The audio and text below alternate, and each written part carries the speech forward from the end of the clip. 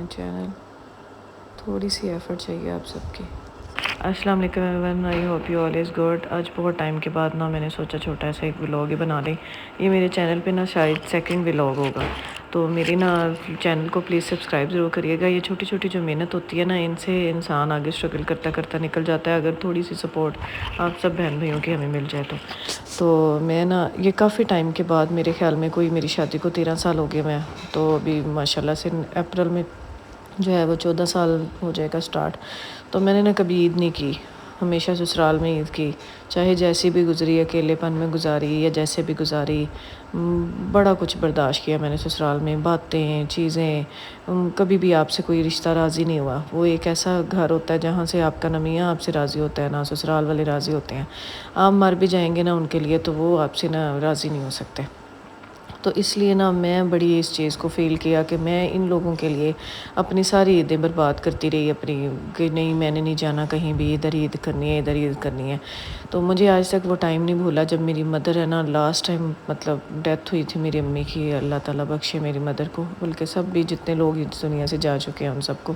تو میری مدر نا لاسٹ ٹائم میری امی مجھے کہتی رہی کہ آپ میرے ساتھ چلو اور میرے ساتھ عید کرو، تم بھی چلو. تو میرے میاں صاحب نے نا جانے نہیں دیا، یہ کہہ کہ میں اپنی بیٹیوں کے بغیر عید نہیں کر سکتا. تو مجھے اپنی ماں کے وہ الفاظ نہیں آج تک بھولے کہ میری امی نے کہا جیسے میں اپنی بیٹی کے بغیر عید کروں گی نا، تم بھی اپنی بیٹی کے بغیر عید کر لینا. لیکن میرے میاں نہیں مانے، اور وہ ٹائم آج تک مجھے یاد ہے کہ اس عید کے 8 دن بعد جو ہے میری امی اس دنیا سے رخصت ہو گئی. تو وہ وقت مجھے آج تک نہیں بھولتا. تو میں نے سوچا کیوں نہ میری بچیوں کو جو ہے وہ عید کی یادیں تازہ کرائی جائیں. ہم بھی بچپن میں اپنی خالہ کے گھر، اپنی نانوں کے گھر جاتے تھے، تو کیوں نہ بچوں کو یہ یادیں تازہ کرائی جائیں. اللہ تعالیٰ میرے بھائی کے گھر کو سلامت رکھے، ان کے زندگی کی ہر وہ خوشی دے جو وہ چاہتے ہیں. تو میں بھابھی بھائی میرے الحمدللہ میرا میکا سلامت رکھے اللہ تعالیٰ. تو میں نے سوچا کہ کیوں نہ ہم بھی وہاڑی چلے جائیں گے. ہم لوگ جی تیاری کر کے ساری پیکنگ شیکنگ کی میں نے، اور جو ہے وہ ہم لوگ آگے. میں نے یقین مانے جو ہے لاہور کے اتنے اچھے واش روم جو ہے وہ بس اسٹاپ پہ کبھی نہیں دیکھے، جتنے اچھے واش روم اور جتنے اچھے ویٹنگ ایریا یہاں کے تھے ماشاءاللہ.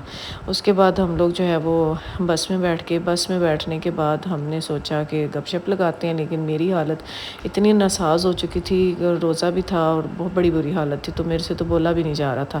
میں نے تو زیادہ ٹائم سو کے گزارا. یہ بچی ہے، دیکھیں ہم اپنے بچوں کو کیا کیا سہولیات نہیں دیتے ہو، پھر بھی ہماری اولادیں جو ہے نا وہ خوش نہیں ہوتی. یہ کمی وہ کمی، یہ نہیں ہے وہ نہیں ہے. میں صرف بچی کی ویڈیو اس لیے بنا رہی تھی کہ یہ بچے بھی تو، ان کی بھی تو زندگی ہے نا، ان کے بھی جذبات ہیں، ان کے احساسات ہیں جو کہ میرے خیال میں کوئی بھی نہیں سمجھتا. تو یہ ہم نے روزہ کھولا تھا بس میں، جو بھی ملا بس روزہ کھول لیا، کیونکہ ہمیں نہیں اندازہ تھا کہ روزہ میرا راستے میں ہی کھل جائے گا. مجھے تو ہم روزے سے پہلے گھر پہنچ جائیں گے، لیکن بس ٹائم زیادہ لگ گیا. یہ ماشاءاللہ سے الحمدللہ ہم وہاڑی پہنچ گئی. اللہ تعالیٰ زندگی حیاتی کرے میرے بھتیجے کی، میرے پیارے سے شہزادے کی. یہ جو بچیاں ہیں ساری اس کو تنگ کرنے میں لگی ہوئی تھی. اس کے بعد جی یہ ہم لوگ گھر پہنچے، گپ شپ لگائی، بھابھی بچوں کے ساتھ انجوائے کیے. سحری کا ٹائم آ گیا. اور میری ایک اور بات آپ لوگ یاد رکھیں، جو بیٹیاں جو نندیں یہ سوچتی ہیں نا کہ ہم بھابھیوں کے گھر جا کے تو بس ان سے خدمت کرائیں، وہ غلط سوچتی ہیں. ان کو آپس میں مل کے کام کر لینا چاہیے. کام کرنے سے کچھ نہیں ہوتا. میری نند ہے ماشاءاللہ سے چھوٹی، وہ اتنی اچھی ہے. وہ جب بھی آتی ہے نا یقین مانے وہ بچی میرے ساتھ اتنا مجھے ہیلپ آؤٹ کرے گی، میرا خیال کرے گی.